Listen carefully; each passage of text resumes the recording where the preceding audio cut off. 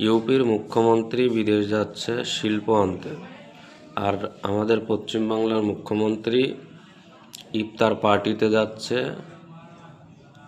নামাজ পড়তে, ইফতার খুলতে, রোজা খুলতে।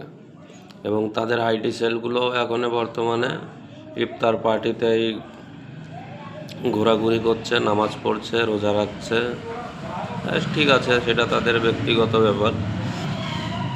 আর পশ্চিমবাংলার যে শিক্ষামন্ত্রী, সে সেনাবাহিনীকে নিয়ে বাজে মন্তব্য করছে, তাদেরকে মারা হবে, পেটা হবে চটি দিয়ে।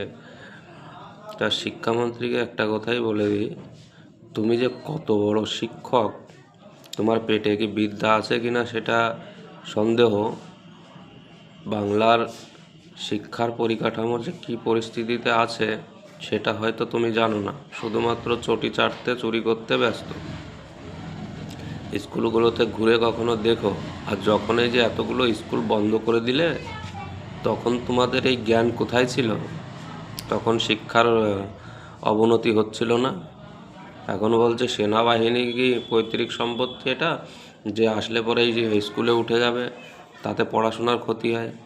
এই স্কুলগুলো বন্ধ করার সময় তোমার মনে ছিল না যে পড়াশোনার ক্ষতি হচ্ছে কিনা?